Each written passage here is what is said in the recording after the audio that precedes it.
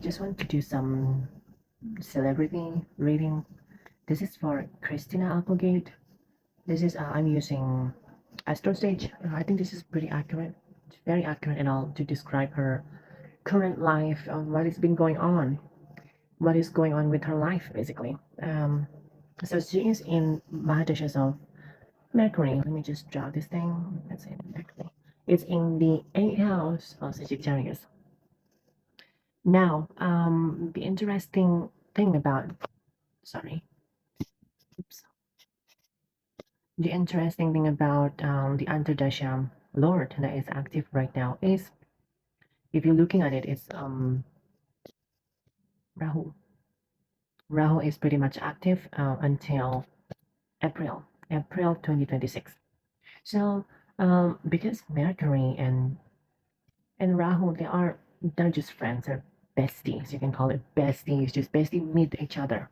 So this is not considered bad timing at all. As for her time, even though she is actually suffering from, I think it's degeneration. What is that called?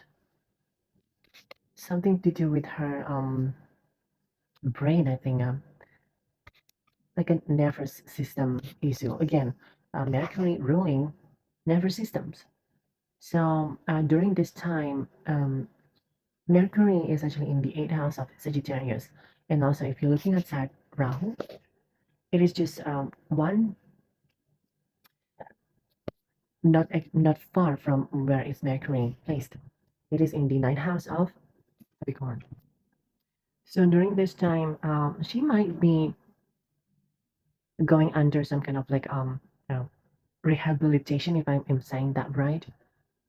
But this is the time where she feels a bit in control when it comes to her illness. There might be some kind of like control in terms of illness, though. When it comes to family issue during this time, it can be a little bit troubling, especially when it comes to her husband, because the nine aspect goes to the fifth house of Virgo. So the upcoming Antardasha is the Antardasha Lord is Jupiter, placed in the seventh house of Scorpio. Now this is big deal for her. This is huge deal. Why? Because um, Jupiter is a functional malefic for Taurus ascendant. Jupiter is not considered a benefic planet at all for Taurus ascendant. Jupiter also placed in the seventh house, which is the house of the enemy. Now, what happened here after April, April 6th, April 24. That is the starting points of the Jupiter Antardasha. This is going to be an extremely difficult time for her. Not because when it comes to relationship, this can be a little bit difficult because Saturn itself has seven aspect goes to Jupiter, and Jupiter is also have seven aspect to Saturn, which is aspecting the ascendant itself, the physical self of her well-being, and also there is positions of the Sun.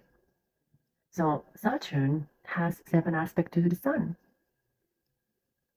So this thing is quite interesting. Of what will happen to her is that, okay, let's talk about the benefit thing that with this Antardasha that Christina is going to face. Uh, the good thing about this Antardasha, if she is working herself to learn about astrologies, occult, any kind of like a spiritual retreat, this time around can be a boon for her until 2028. So it's a long Antardasha, by the way. A long Antardasha. You see this part, this up until July 2028. So it's a long Antardasha. So if she is really focused on focusing herself, detaching herself to material things, she can just focus on her health, basically, which is the most uh, prioritized aspects of her life right now. But if she is combining all this with spiritual learning, this can be a boon. This can be a boon, and also because Jupiter itself is in the Scorpio, it doesn't mean that Jupiter isn't giving her some kind of like a gain. It does. It does bring gains because the fifth aspect itself goes to the 11th house. To the 11th house. But it is fall in Pisces.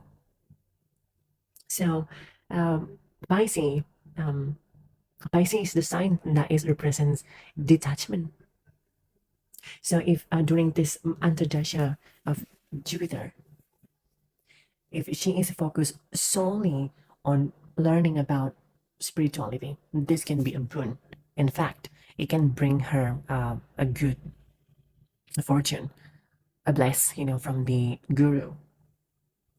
But when it comes to material things, this can be extremely hard for her.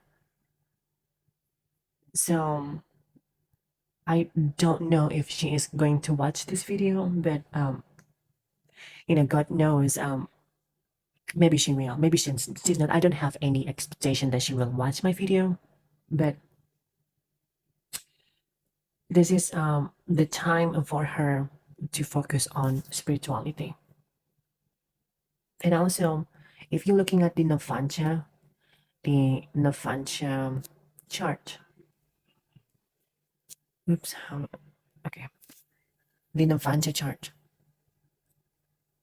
It is Leo. It is Leo Lagna.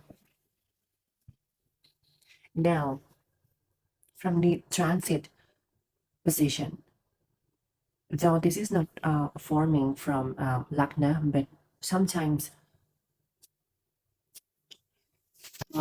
people do feel the Astam Shani that is forming in their life when Saturn is forming Astam Shani. It can be extremely difficult to relationship, any kind of relationship generally, and because this is Navanja. Um, though from the positions of the moon, it's not forming Astam Shani because she is Aquarius moon, but from the ascendant perspective, it does. It does forming this Astam Shani. People says that Astam Shani is only forming when it's from the moon, but in my opinion, though, I do see that people who is having Saturn transit in the 8th house from the ascendant, it does give even more difficult result. So I'd say from the Navansha, relationship can be a little bit challenging. It's been going on, by the way. It's been going on from the transit time. But the antardashan that is going to happen for Christina, this also bring another layers of difficulties. But in terms of spirituality, in terms of like self learning about occult thing, this can be a blessing for her, a blessing for her. And I'm not entirely sure if her father is still alive or not. But during this antardasha of Jupiter, it can be difficult if the father is still alive. But generally speaking, some unexpected healing is also can be expected here because this thing is after Jupiter antardasha is done, Saturn is going to be next of the antardasha Lord. Just my concern is that when it comes to this antardasha of Jupiter, the impact of this thing of the illness that she dealing at the moment, at the very moment, can be amplified. Can be amplified. This thing is it's been happening since I think when she entered Mercury entered Mahadasha since 2014. She did mentions that since 2014 she felt something is weird about her, she experienced some kind of like a tingling sensation. So when this antithesis of Jupiter is turned on, the conditions can be a little bit worsened. She might feeling a little bit relief at the moment now, but uh, after April, this can be difficult to handle. But if she is focused on spirituality, this can be a boon. Well, I guess that's it. You know what? I hope this video is reaching out to Christina. I don't know. I don't know if how and how that will happen, but hopefully she will see this video and she just realize that whatever is happening to her is meant to be something that is giving her a lessons in this life. This is just the karma that it's playing part. And after this Antardasha is done, and then Saturn Antardasha is coming, things a little bit more calmer. And then the K2 Antardasha will be a lot better for her. Because if you're looking at K2, K2 is in the third house of Cancer.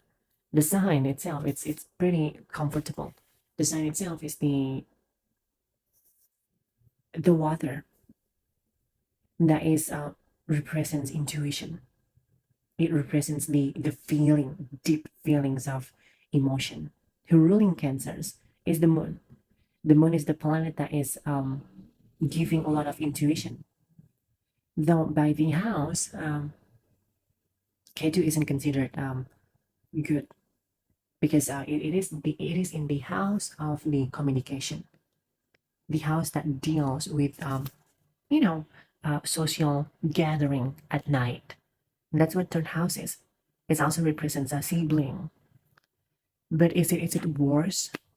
No, it's not worse compared to Mercury Mahadasha. So anyway, that's it for Christina Applegate.